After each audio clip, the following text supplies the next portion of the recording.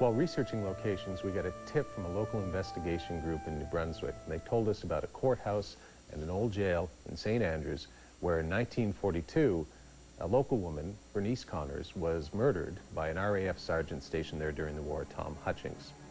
This seemed like a natural place for a haunting to occur, so we contacted Elaine Bruff, a local historian and author, and she confirmed that there were a number of stories circulating about the jail and the old courthouse. So Holly and I decided, perfect place to go take a look for some ghosts. Welcome to another episode of Atlantic Filmmakers. I'm Scott Squires, and joined on set today by a familiar face to the program, filmmaker Paul Kimball. Hi, Paul. Hi, Scott. Good to be back. Great to have you back on the program. I should mention as well, later on in the program, we're going to introduce you to Holly Stevens, somebody who hosts a show very near and dear to you. Tell us a little bit about Holly, first of all. She's my co-host on a show called Ghost Cases, which premieres on Eastlink, the first episode on October 18th. It's kind of her and I investigating the paranormal, stories of hauntings and ghosts throughout the Maritimes, and we also did 4 episodes, I think, in the United Kingdom. So it's Atlantic Canada's very own ghost hunters, for lack of a better word. Well, in the last segment of the program, we'll get a chance to sit down. I'll have a chat with Holly, but let's get into, obviously, a conversation with you. You kind of just hinted at it a little bit, but what's the last year been like for you? What have you been up to? Well, it's weird. The last time I sat here, when we did an interview last year, I was literally, when we finished, I left to go drove down to Shelburne to start shooting a feature film, my first feature film called The Eternal Kiss. And my, how time flies, because it's still in post-production. So we finished shooting that. From there, went straight into Ghost Cases for Eastlink, which was 13 episodes of fun in the sun. And those are the 2 things that have sort of consumed my life, that and online poker, really for the last year. So Ghost Cases starts on October 18th. The feature film is it's set to be released in early November. And then I'll take a month off. Just a month? Yeah. Yeah. Well, I took a month off in June, too, so I which is why we're running late on delivery for those other shows. Yeah. So let's talk about Ghost Cases. You know, for folks that may not know, talk a little bit about your interest and why you like to delve into these types of topics and subjects. Well, the nice thing about it, and we've talked in the past about UFOs. I know you have an interest in UFOs, too.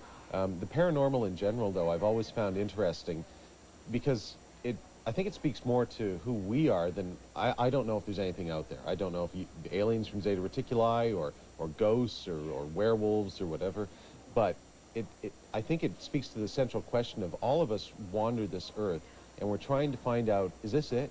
You know, like, are we born, do we live, do we die, is that it? And what the paranormal offers, in all its various manifestations, is an indication if you're aliens, we're not alone. If there's ghosts, maybe there is life after death. So I think that speaks to everybody. And of all of them, ghosts are the most existential, because if aliens are here, it's great, we're not alone. But if ghosts are real, it means, you know, when you breathe your last, when you're about to shuffle off this mortal coil, there's something else that might exist there beyond. So I know there are some people who kind of poo-poo ghosts, but to me it's a different way of looking at the same thing religion looks at, which is there something beyond this for us?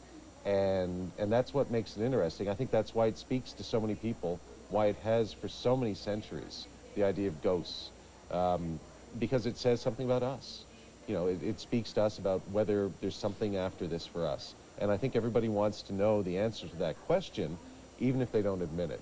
You know, when you're in the film industry and you're doing film or projects about topics, a lot of times you're doing a topic because you're asked to do it or because it's kind of interesting. But sometimes when you find that project that you're so invested in emotionally and beyond the actual work of it, it takes on a whole other feeling.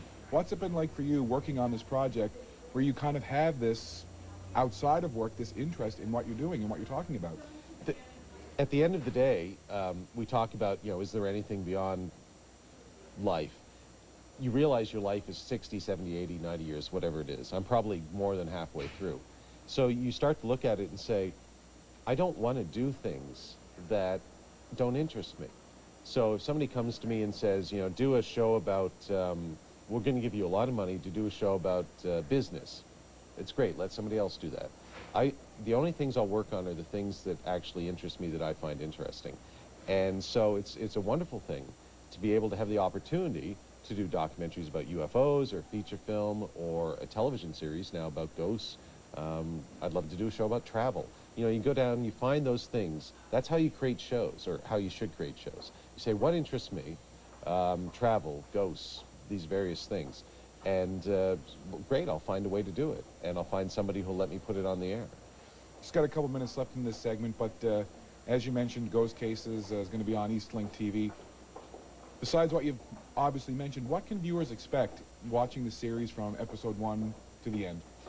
They can expect that Holly is articulate and intelligent and focused, and then they can expect that I am cowardly and whiny, and as soon as, you know, a door blows shut or something, it's like, cut, I'm out of here.